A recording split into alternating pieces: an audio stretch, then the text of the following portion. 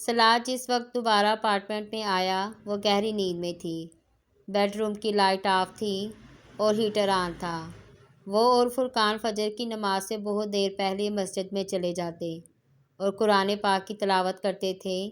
فجر کی نماز کے بعد وہ دونوں وہیں سے بلڈنگ کے جم پر چلے جاتے اور تقریباً 1 گھنٹے کے واک آؤٹ کے بعد وہاں سے آتے، اور آج یہ دورانیہ آمنہ کے امامہ ہونے کی وجہ سے کچھ لمبا ہو گیا تھا۔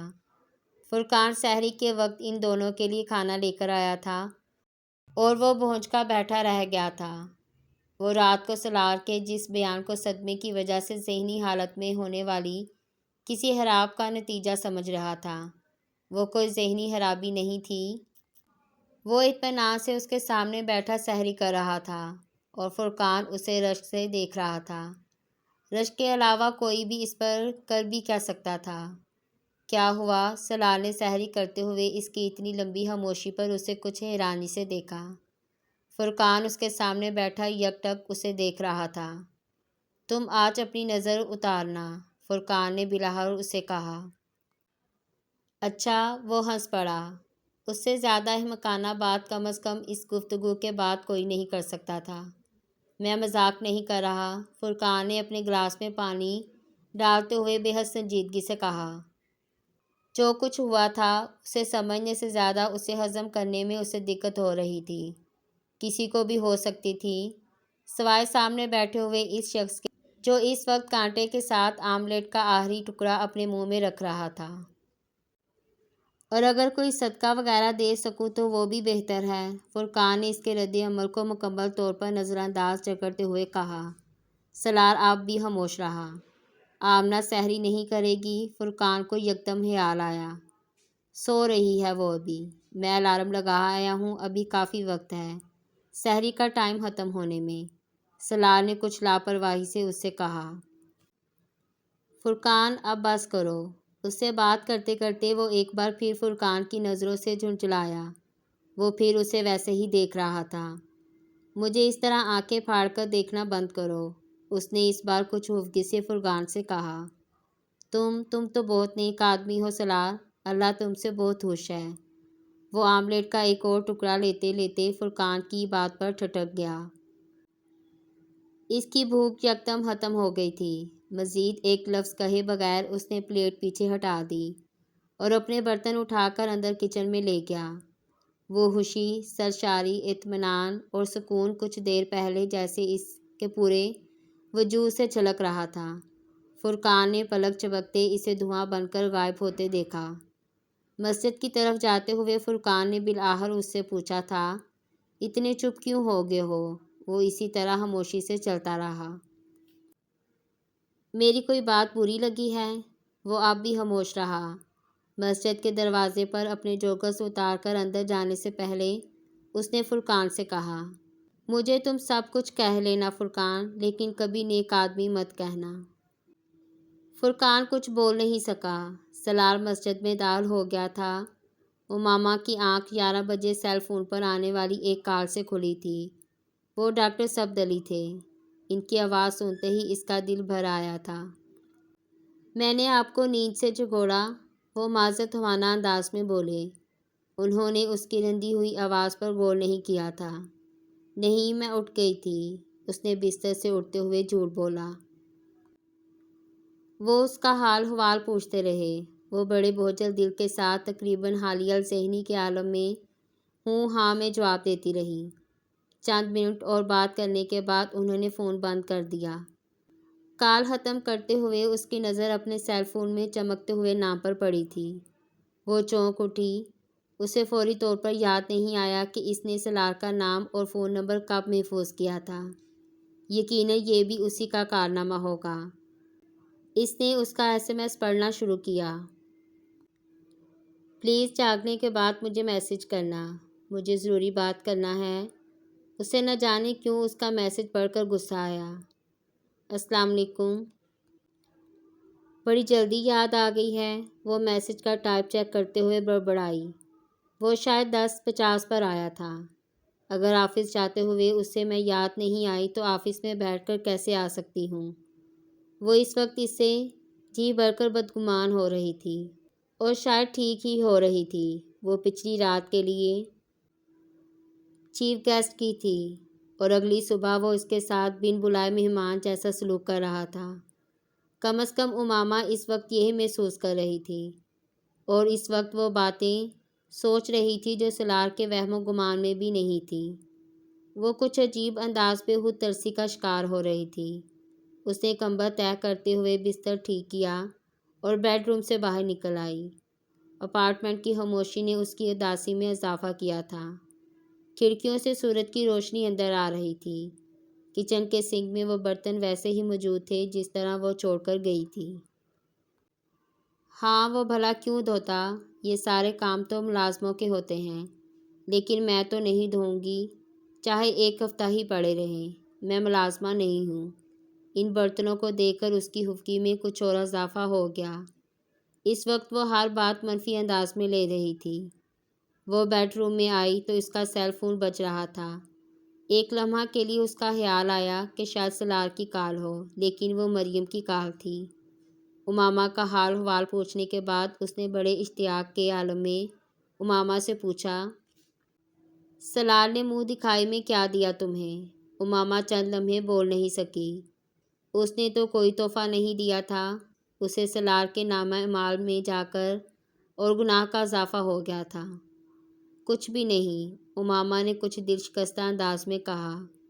اچھا چلو کوئی بات نہیں ہے، بعد میں دے دے گا، شاید اسے خیال نہیں آیا۔ مریم نے بات بدل دی تھی، لیکن اس کا آخری جملہ امامہ کو چبھا۔ اسے خیال نہیں آیا۔ ہاں واقعی اسے خیال نہیں آیا ہوگا۔ وہ بے حد خفگی کے عالم میں سوچتی رہی۔ سلار سے اس کے گلے شکوے اس کے گھر آنے کے دوسرے دن ہی شروع ہو گئے تھے، لیکن اس کے باوجود وہ لاشعوری طور پر اس کی کال کی منتظر تھی۔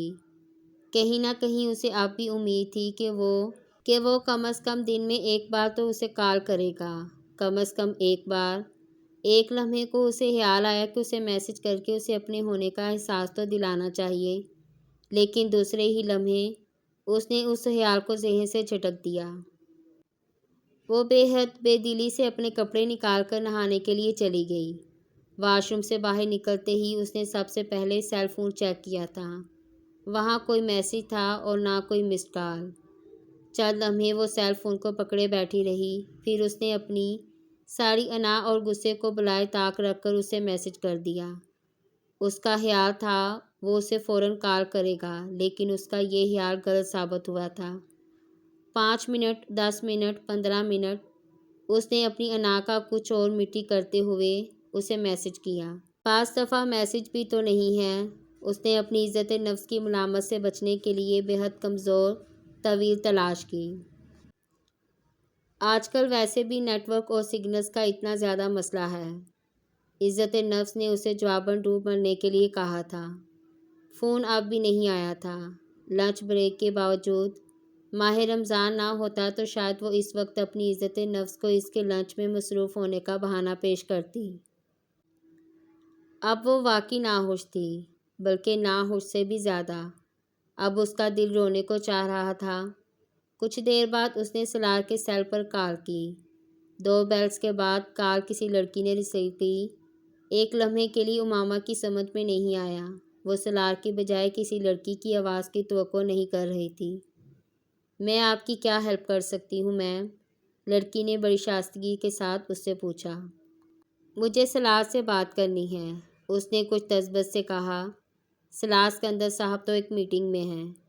اگر آپ کوئی کلائنٹ ہیں اور آپ کو بینک سے متعلقہ کوئی کام ہے تو میں آپ کی مدد کر سکتی ہوں، یا آپ میسج چھوڑ دیں ان کے لیے۔ میٹنگ میں بریک آئے گی تو میں انہیں انفارم کر دوں گی، اس لڑکی نے بے حد پروفیشنل انداز میں کہا۔ امامہ خاموش رہی۔ ہیلو مس امامہ، اس لڑکی نے یقیناً سلار کے سیل پر اس کی آئی ڈی پڑھ کر اس کا نام لیا تھا۔ وہ اب اسے متوجہ کر رہی تھی۔ میں بعد میں کال کر لوں گی، اس نے بد دلی کے ساتھ فون بند کر دیا۔ تو وہ میٹنگ میں ہے اور اس کا سیل تک اس کے پاس نہیں، اور مجھے کہہ رہا تھا کہ میں جاگنے کے بعد اسے انفارم کروں۔ کس لیے؟ وہ دل برداشتہ ہو گئی تھی۔ ارے بیٹا، میں تو کب سے تمہارے فون کے انتظار میں بیٹھی ہوں۔ تمہیں اب یاد آئی سیدہ اماں کی؟ سیدہ اماں نے اس کی آواز سنتے ہی گلہ کیا۔ اس نے جواباً بے حد کمزور بہانے پیش کیے۔ سیدہ اماں نے اس کی وضاحتوں پر غور نہیں کیا۔ سلار ٹھیک تو ہے نا تمہارے ساتھ؟ انہوں نے اس سوال کے مضمرات کا اس صورتحال میں سوچے بغیر پوچھا، اور امامہ کے صبر کا جیسے پیمانہ لبریز ہو گیا تھا۔ وہ یکدم پھوٹ پھوٹ کر رونے لگی تھیں۔ سیدہ اماں بری طرح گھبرا گئی تھیں۔ کیا ہوا بیٹا؟ ارے اس طرح کیوں رو رہی ہو؟ میرا تو دل گھبرانے لگا ہے۔ کیا ہو گیا ہے آمنہ؟ سیدہ اماں کو جیسے ٹھنڈے پسینے آنے لگے تھے۔ سلار نے کچھ کہہ دیا کیا؟ سیدہ اماں کو سب سے پہلا خیال یہی آیا تھا۔ مجھے اس سے شادی نہیں کرنی چاہیے تھی، امامہ نے ان کے سوال کا جواب دیے بغیر کہا۔ سیدہ اماں کی حواس باہتگی میں اضافہ ہوا۔ میں نے کہا بھی تھا آپ سے، وہ روتی جا رہی تھی۔ کیا وہ اپنی پہلی بیوی کی باتیں کرتا رہا ہے تم سے؟ سیدہ اماں نے سلار کے حوالے سے لاحق واحد حادثے کا بے اختیار ذکر کیا۔ پہلی بیوی؟ امامہ نے روتے روتے کچھ حیرانی سے سوچا، لیکن سلار کے لیے اس وقت اس کے دل میں اتنا غصہ بھرا ہوا تھا کہ اس نے بلا سوچے سمجھے سیدہ اماں کے حادثے کی تصدیق کر دی۔ جی، اس نے روتے ہوئے جواب دیا۔ سیدہ اماں کے سینے پر جیسے گھونسا لگا۔ یہ حادثہ تو انہیں تھا، لیکن ان کا خیال تھا کہ اپنے گھر لے جاتے ہی پہلے دن تو وہ کم از کم اپنی اس کئی سال پرانی منحوسہ کا ذکر نہیں کرے گا۔ امامہ کو سلار پر کیا غصہ آنا تھا جو سیدہ اماں کو آیا تھا؟ انہیں یکدم پچھتاوا ہوا تھا۔ واقعی کیا ضرورت تھی یوں راہ چلتے کسی بھی 2 ٹکے کے آدمی کو پکڑ کر یوں اس کی شادی کر دینے کی؟ انہوں نے پچھتاتے ہوئے سوچا۔ تم فکر نہ کرو، میں خود سبت علی بھائی سے بات کروں گی، سیدہ اماں نے بے حد غصے میں کہا۔ سیدہ اماں سے بات کرتے ہوئے وہ اتنی دیر میں پہلی بار بہت اچھا محسوس کر رہی تھی، یوں جیسے کسی نے اس کے دل کا بوجھ ہلکا کر دیا ہو۔ اسے اس وقت جس متذب جانبداری کی ضرورت تھی، انہوں نے اسے وہی دی تھی۔ ان سے بات کرتے ہوئے روانی اور فروانی سے بہنے والے آنسو اب یکدم خشک ہو گئے تھے۔ وہاں سے 10 میل کے فاصلے پر اپنے بینک کے بورڈ روم میں بیٹھی ایویلیوشن ٹیم کو دی جانے والی پریزنٹیشن کے اختتامیہ سوال جواب کے سیشن میں کریڈیبلٹی اینڈ ٹرسٹ فیکٹر سے متعلقہ کئی سوال کے جواب میں بولتے ہوئے سلار کو اندازہ بھی نہیں تھا کہ اس کے گھر پر موجود اس کی 1 دن کی بیوی اور 9 سالہ محبوبہ گھر پر بیٹھی اس کی ساکھ اور نام کا تایا بھانجا کرنے میں مصروف تھی، جس کو اس وقت اس وضاحت کی اس ایویلیوشن ٹیم سے زیادہ ضرورت تھی۔ سونا ہو گیا، رونا بھی ہو گیا، اب اور کیا رہ گیا تھا؟ امامہ نے ٹیشو پیپر سے آنکھیں اور ناک رگڑتے ہوئے بلاہر ریسیور رکھتے ہوئے سوچا۔ اسے کچن کے سنک میں پڑے برتنوں کا خیال آیا۔ بڑی نیم دلی سے وہ کچن میں گئی اور ان برتنوں کو دھونے لگی۔ وہ شام کے لیے اپنے کپڑے نکالنے کے لیے ایک بار پھر بیڈ روم میں آ گئی، اور تب ہی اس نے اپنا سیل فون بجتے سنا۔ جب تک وہ فون کے پاس پہنچی فون بند ہو چکا تھا۔ وہ سلار تھا اور اس کے سیل پر اس کی یہ چوتھی مسڈ کال تھی۔ وہ سیل ہاتھ میں لیے اس کی اگلی کال کا انتظار کرنے لگی۔ کال کے بجائے اس کا میسج آیا۔ وہ اسے اپنے پروگرام میں تبدیلی کے بارے میں بتا رہا تھا کہ ڈاکٹر سبت علی کا ڈرائیور 1 گھنٹے تک اسے وہاں سے ڈاکٹر صاحب کے گھر لے جائے گا، اور وہ افطار کے بعد آفس سے سیدھا ڈاکٹر صاحب کے گھر آنے والا تھا۔ چند لمحوں کے لیے اس کا دل چاہا وہ فون کو دیوار پر دے مارے، لیکن وہ اس کا اپنا فون تھا، سلار کو کیا فرق پڑتا؟ وہ اس سے رات کو اتنا لمبا چوڑا اظہار محبت نہ کرتا تو وہ آج اس سے توقعات کا یہ انبار لگا کر نہ بیٹھی ہوتی۔ لیکن سلار کے ہر جملے پر اس نے لاشعوری طور پر پچھلی رات اپنے دامن کے ساتھ ایک گرہ باندھ لی تھی، اور گروہوں سے بھرا وہ دامن اب اسے بری طرح تنگ کرنے لگا تھا۔ ڈاکٹر سبت علی گھر پر نہیں تھے۔ آنٹی کلثوم نے بڑی گرم جوشی کے ساتھ اس کا استقبال کیا، اور وہ بھی جس حد تک مصنوعی جوش و خروش اور اطمینان کا مظاہرہ کر سکتی تھی کرتی رہی۔ آنٹی کے منع کرنے کے باوجود وہ ان کے ساتھ مل کر افطار اور ڈنر کی تیاری کرواتی رہی۔ ڈاکٹر سبت علی افطار سے کچھ دیر پہلے آئے تھے اور انہوں نے امامہ کی سنجیدگی نوٹ کی تھی، مگر اس کی سنجیدگی کا تعلق سلار سے نہیں جڑا تھا۔ وہ جوڑ بھی کیسے سکتے تھے؟ سلار افطار کے تقریباً آدھا گھنٹے کے بعد آیا تھا اور امامہ سے پہلی نظر ملتے ہی سلار کو اندازہ ہو گیا تھا کہ سب کچھ ٹھیک نہیں ہے۔ وہ اس کی خیر مقدمی مسکراہٹ کے جواب میں مسکرائی تھی، نہ ہی اس نے ڈاکٹر سبت علی اور ان کی بیوی کی طرح گرم جوشی سے اس کے اسلام کا جواب دیا تھا۔ وہ بس نظریں چرا کر لاؤنج سے اٹھ کر کچن میں چلی گئی تھی۔ ایک لمحہ کے لیے سلار کو لگا کہ شاید اسے غلط فہمی ہوئی ہے۔ آخر وہ اس سے کس بات پر ناراض ہو سکتی ہے؟ وہ ڈاکٹر سبت علی کے پاس بیٹھا ان سے باتیں کرتا ہوا اپنے ذہن میں پچھلے 24 گھنٹوں کے واقعات کو دہراتا اور کوئی ایسی چیز ڈھونڈنے کی کوشش کرتا رہا جو امامہ کو خفا کر سکتی تھی۔ اسے ایسی کوئی چیز یاد نہیں آئی۔ ان کے درمیان آخری گفتگو رات کو ہوئی تھی اور اس کے بازو پر سر رکھے باتیں کرتی ہوئی سوئی تھی۔ خفا ہوتی تو وہ الجھ رہا تھا، کم از کم میں نے ایسا کچھ نہیں کیا جو اسے برا لگا ہو، شاید یہاں کوئی ایسی بات ہوئی ہو۔ سلار نے خود کو بڑی الزامہ قرار دیتے ہوئے سوچا، لیکن یہاں کیا بات ہوئی ہوگی؟ شاید میں کچھ ضرورت سے زیادہ حساس ہو کر سوچ رہا ہوں، غلط فہمی بھی ہو سکتی ہے مجھے۔ وہ اب خود کو تسلی دے رہا تھا، لیکن اس کی چھٹی حس اسے اب بھی اشارہ دے رہی تھی۔ بے شک وہ اس سے 9 سال بعد ملا تھا، مگر 9 سال پہلے دیکھے جانے والے اس کا ہر موڈ اس کے ذہن پر رجسٹرڈ تھا اور وہ امامہ کے اس موڈ کو بھی جانتا تھا۔ ڈنر ٹیبل پر بھی زیادہ تر گفتگو ڈاکٹر سبت علی اور سلار کے درمیان ہی ہوئی۔ وہ آنٹی کے ساتھ وقفے وقفے سے سب کو ڈشز سرو کرتی رہی۔ خاموشی اب بھی برقرار تھی۔ وہ ڈاکٹر سبت علی کے ساتھ مسجد میں تراویح پڑھنے آیا اور حفظ قرآن کے بعد آج پہلی بار تراویح کے دوران اٹکا۔ ایک بار نہیں 2 بار اس نے خود کو سنبھال لیا تھا، لیکن وہ بار بار ڈسٹرب ہو رہا تھا۔ وہ 10:30 بجے کے قریب ڈاکٹر سبت علی کے گھر سے سیدہ اماں کے گھر جانے کے لیے نکلے تھے اور سلار نے بالآخر اس سے پوچھ لیا، تم کیا مجھ سے خفا ہو؟ کھڑکی سے باہر دیکھتے ہوئے وہ چند لمحوں کے لیے ساکت ہوئی، پھر اس نے کہا، میں تم سے کیوں خفا ہوں گی؟ وہ بدستور کھڑکی کی طرف گردن موڑے باہر دیکھ رہی تھی۔ سلار کچھ مطمئن ہوا، ہاں میں بھی سوچ رہا تھا کہ ایسی تو کوئی بات نہیں ہوئی جس پر تمہارا موڈ آف ہوتا۔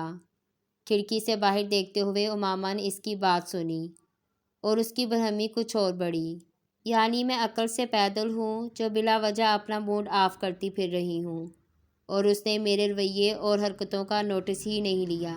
میں تمہیں آج فون کرتا رہا لیکن تم نے فون ہی نہیں اٹھایا، وہ ڈرائیو کرتے ہوئے کہہ رہا تھا۔ امامہ کو سوچتے ہوئے عجیب سی تسلی ہوئی، اچھا ہوا نہیں اٹھایا، یعنی اس نے محسوس تو کیا کہ میں نے جان بوجھ کر اس کی کال نہیں لیتی رہی۔ پھر میں نے گھر کے نمبر پر فون کیا، وہ بھی انگیج تھا۔ تم یقیناً اس وقت مصروف تھی، اس لیے کال نہیں لے سکی، وہ بے حد عام سے لہجے میں کہہ رہا تھا۔ وہاں بے نیازی کی انتہا تھی۔ امامہ کے رنج میں اضافہ ہوا، پھر اسے یاد آیا کہ اس کے فون کا بیلنس ختم ہو چکا تھا۔ مجھے اپنے فون کے لیے کارڈ خریدنا ہے، سلار نے اسے یکدم کہتے سنا۔ وہ اپنا ہینڈ بیگ کھولے اس میں سے کچھ نکال رہی تھی، اور جو چیز اس نے نکال کر سلار کو پیش کی تھی اس نے چند لمحوں کے لیے سلار کو ساکت کر دیا تھا۔ وہ 1000 روپے کا ایک نوٹ تھا۔ وہ اس کے تاثرات سے بے خبر اب ونڈ اسکرین سے باہر کسی ایسی شاپ کو ڈھونڈنے کی کوشش کر رہی تھی جہاں پر وہ کارڈز دستیاب ہوتے۔ سلار نے اپنی طرف بڑھے ہوئے اس کے ہاتھ کو پیچھے کرتے ہوئے کہا، واپسی پر لیتے ہیں اور اس کی ضرورت نہیں ہے۔ امامہ نے چونک کر اسے دیکھا، تمہیں آنکھیں بند کر کے اپنا سیل فون تھما دیا تھا جب تم میری کچھ نہیں تھی، تو اب کیا پیسے لوں گا تم سے؟ گاڑی میں کچھ عجیب سی خاموشی در آئی تھی۔ دونوں کو یک وقت کچھ یاد آیا تھا، اور جو یاد آیا تھا اس نے یکدم وقت کو وہیں روک دیا تھا۔ بہت غیر محسوس انداز میں امامہ نے ہاتھ میں پکڑے کاغذ کے اس ٹکڑے کو بہت سی تہوں میں لپیٹنا شروع کر دیا۔ اس نے اس کی ساری رقم لٹا دی تھی، بلکہ اس سے زیادہ ہی، جتنی اس نے فون کے بل اور اس کے لیے خرچ کی ہوگی۔ مگر احسان، یقیناً اس کے احسانوں کا وزن بہت زیادہ تھا۔ اس نے کاغذ کی لپیٹی تہوں کو دوبارہ بیگ میں ڈال دیا۔ صبح سے اکٹھی کی ہوئی بدگمانیوں کی دھند یکدم چھٹ گئی تھی۔ یا کچھ دیر کے لیے امامہ کو ایسا ہی محسوس ہوا۔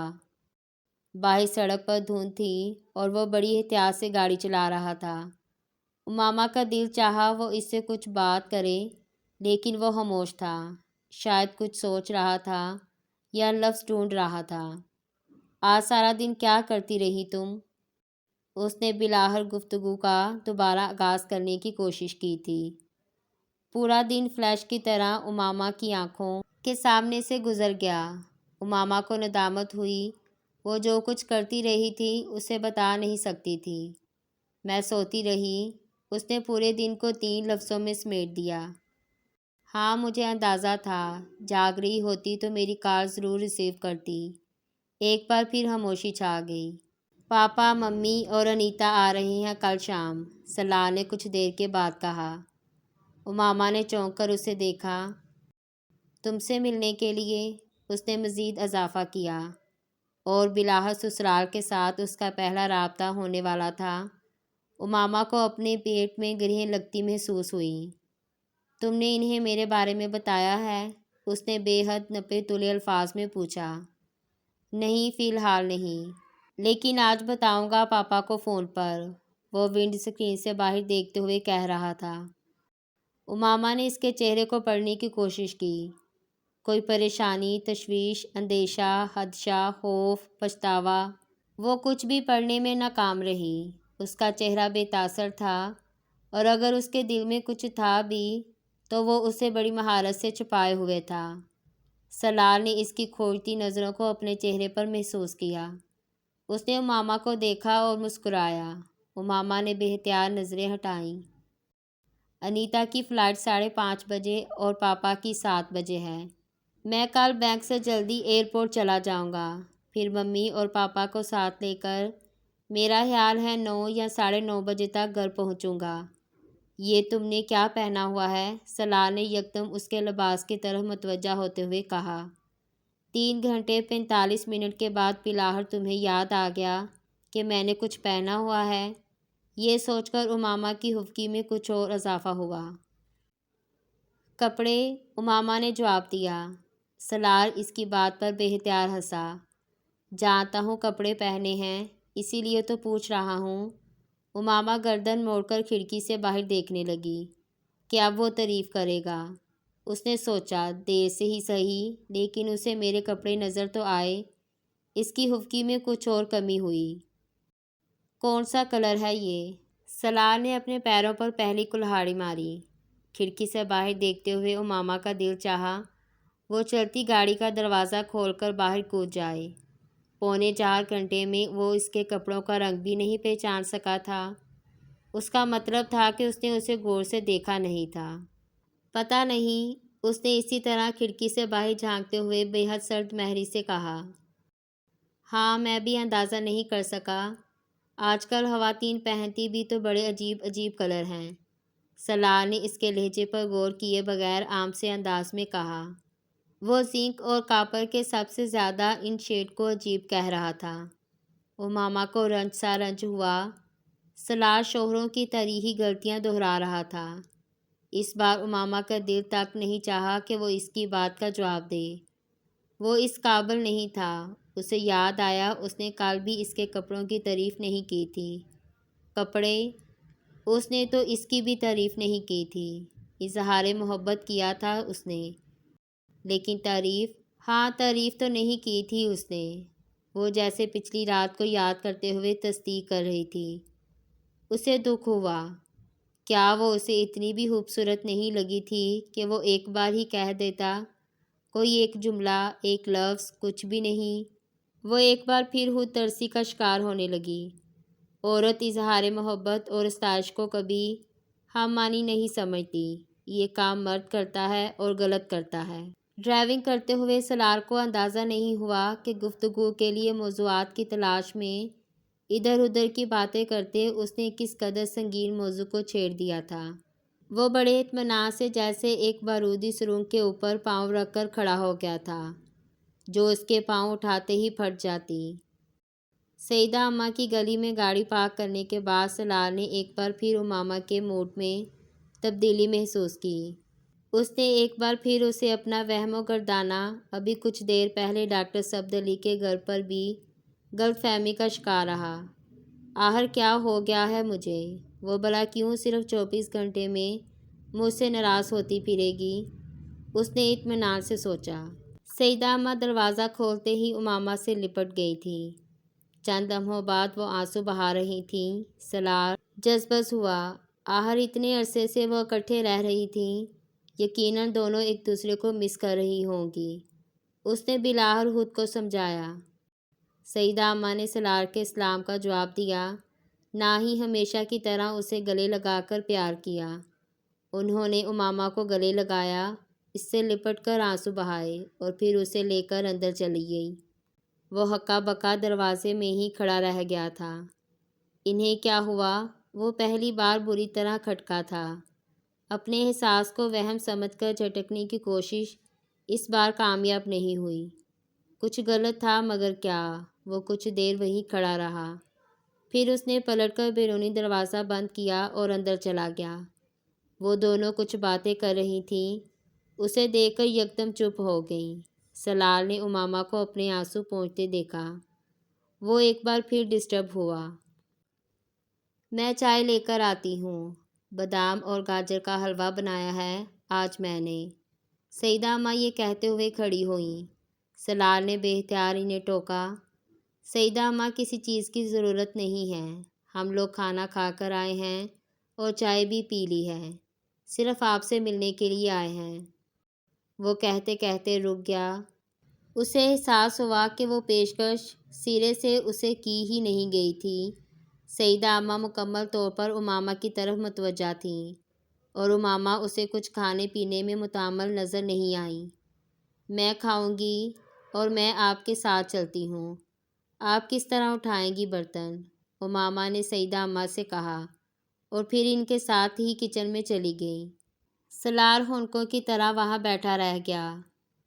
اگلے 15 منٹ میں وہ اس صورتحال پر غور کرتا رہا، وہیں بیٹھا کمرے کی چیزوں کو دیکھتا رہا۔ بلاخر 15 منٹ کے بعد امامہ اور سیدہ اماں کی واپسی ہوئی۔